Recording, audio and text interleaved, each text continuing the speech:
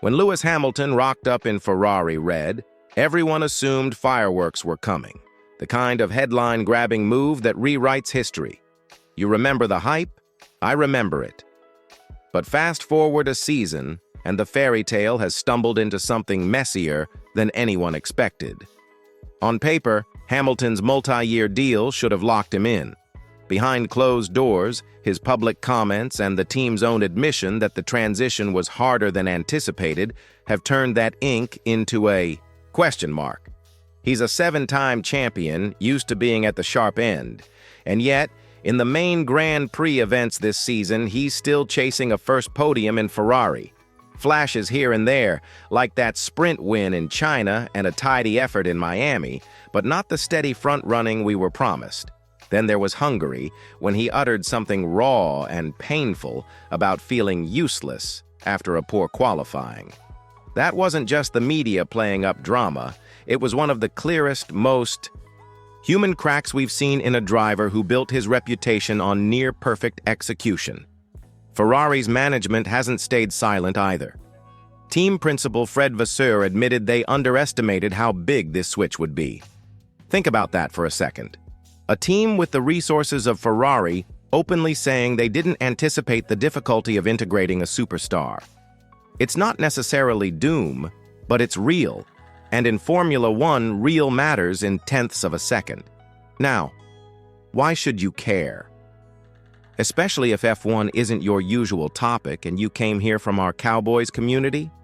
Because sports teams and superstar hires share the same rules. Chemistry, culture, tiny margins that make or break big investments. Ferrari tried to recreate the Mercedes comfort Hamilton knew so well by reuniting him with familiar faces, engineers and performance staff he trusts. But those adjustments have been stopgaps, not cures. One weekend, Hamilton looks like he belongs on the podium. The next, he's questioning everything. For a club like Ferrari, whose brand is built on expectation, those swings are loud. Before we dive deeper, I want to know what you think. Do you believe Ferrari made the right call signing Hamilton, or did they gamble too big? Vote in the poll, yes or no. And tell me why in the comments with one short sentence. Also, if you're enjoying this breakdown, help us hit our goal of 16,000 subscribers by hitting subscribe and ringing the bell so you don't miss the next update. Your likes and comments actually help us keep covering these stories, and I read every single opinion. Switching teams in Formula One isn't just about a new color of car or a fresh set of engineers. It's about stepping into an entirely different world. And for Lewis Hamilton, after spending nearly 2 decades in the comfort of the Mercedes family, that change has been far tougher than anyone expected. Remember, McLaren was basically a Mercedes operation back when Hamilton joined them. And then he jumped straight into the works team. From 2006 all the way through 2024, he lived in a bubble of familiarity. Same engine, same culture, same way of doing things. Then came Ferrari, a team with its own traditions, its own pressure cooker atmosphere, and its own deeply embedded way of working. Suddenly, every small detail that once felt automatic needed relearning.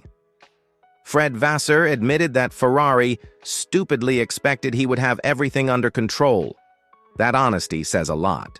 We're talking about differences in brake feel, setup philosophy, even the day-to-day rhythm of how Ferrari operates in Maranello. Outsiders might shrug at those things, but in Formula One they're everything. Half a tenth here, a tenth there. That's the difference between Hamilton fighting for the front row or finding himself stuck in 12th on the grid. And when those gaps stack up over a season, frustration boils over. We've already seen him struggle with that balance. One weekend, the car seems to click, and Lewis looks competitive. The next, he's spiraling into self-doubt, calling himself useless. That inconsistency is not just tough on Hamilton. It's tough on Ferrari, who expected his relentless drive for perfection to push them forward instead of throwing doubt on the project. Now, to be fair, Ferrari isn't just sitting on its hands. They've tried to bridge the gap by surrounding Hamilton with familiar figures. Loic Serra and Jerome D'Ambrosio, both of whom worked closely with him at Mercedes, are now part of his circle in red. Even his performance engineer, Luca Dalla, gives him a bit of continuity. And yes, that's helped to steady things, but results don't lie. The truth is, Hamilton has had a harder time adapting than a driver like Carlos Sainz, who's been through multiple teams, each with its own culture. That adaptability is what Hamilton is missing, and Ferrari is scrambling to make up for it. This brings up a bigger question for you. What do you think the biggest issue really is? Is it the car itself? Is it the culture shock inside Ferrari? Or is it Hamilton's own confidence slipping? Drop your pick in the comments, car, culture, or confidence, and let's see where the community stands. And if you're following along and enjoying these insights, go ahead and give this video a like right now. It helps more than you realize, and it's one more step toward our goal of reaching 16,000 subscribers. Here's where the story takes a huge twist, because whenever Hamilton's struggles at Ferrari get mentioned, another name keeps popping back up, Carlos Sainz. And honestly, you can see why. Let's rewind a bit. Sainz didn't leave Ferrari because of poor performance. Far from it. He held his own against Charles Leclerc, picked up 4 wins, and consistently delivered points. But when Hamilton became available, Ferrari couldn't resist. They made room for a legend, and Sainz was the one left standing. The sting of that decision still lingers, and you can hear it in his interviews. On the High Performance podcast, he admitted how blindsided he was. One moment, he thought his extension with Ferrari was just about signed. Then, in January of 2024, he got the call.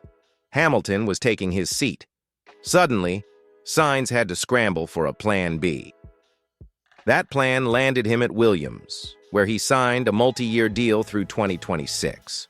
On the surface, it looked stable, but as always in Formula One, there were whispers about an escape clause.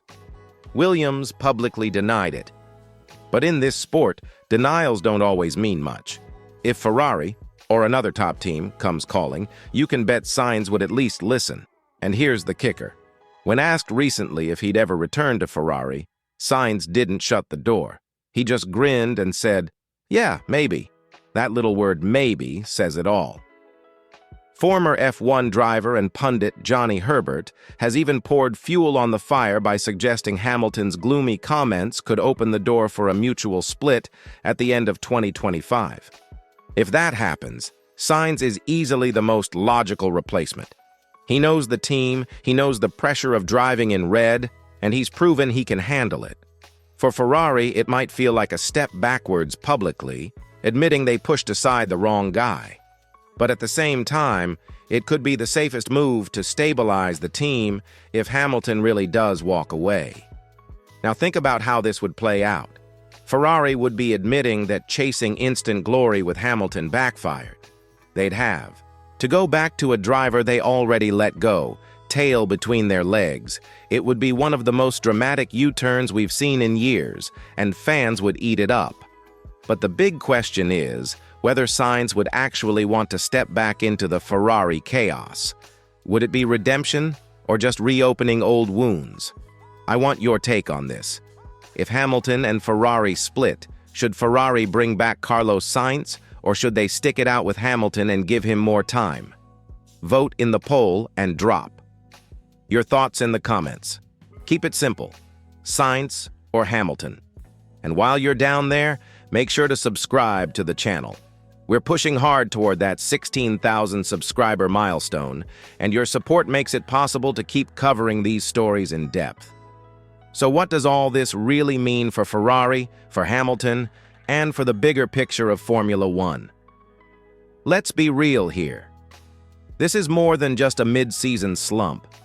This is a 7-time world champion, arguably one of the greatest drivers the sport has ever seen, questioning himself and his place inside the most famous team in racing. That alone is massive. Hamilton has built his legacy on fighting through adversity, but walking away from Ferrari before his contract runs its course? That would be a completely different story. It would be an admission that even he couldn't tame the chaos of Maranello. And that kind of exit, whether mutual or not, would stick to his career narrative forever. Ferrari, on the other hand, is just as much on the line. They took a bold gamble. They pushed aside Carlos Sainz, who was solid, reliable, and improving, to chase the dream of instant success with Hamilton. If it unravels this quickly, they don't just look unlucky, they look unprepared, maybe even reckless. And in Formula One, image matters as much as performance.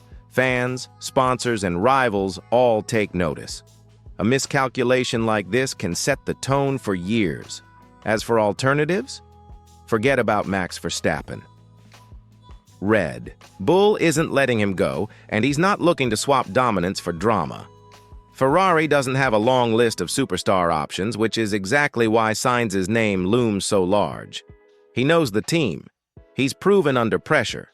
He might not carry Hamilton's global star power, but he brings something Ferrari desperately needs: stability. And if you're Ferrari right now, stability may be more valuable than hype. Here's the irony. Ferrari thought Hamilton would be their shortcut back to the top. Now, not even 2 full seasons later, they may be staring at the possibility of undoing that very move. If Johnny Herbert is right, and Hamilton does split at the end of 2025, we could be about to witness one of the most dramatic driver switches in years. And you can bet it would send shockwaves through the entire paddock. So, let's put this to you. If Hamilton can't turn it around quickly, is his Ferrari adventure already a failure? And if Ferrari do decide to make a change, is bringing back Carlos Sainz really the right call? Or should they try something entirely different? Leave your take in the comments because I want to hear your perspective. Also, don't forget to smash that like button and subscribe. We're so close to 16,000 subscribers, and every new subscriber helps us keep bringing you these deep dives into the biggest stories in sports. The Hamilton-Ferrari saga is at a crossroads, and no matter how this plays out, it's going to shape the future of both the driver and the team. For Hamilton, it could define how his legendary career is remembered. For Ferrari, it could determine whether this era is remembered as another misstep or the start of a bold comeback. Either way, buckle up. Because if this partnership doesn't start producing results soon, Formula One might be heading for one of its most dramatic twists in a long, long time.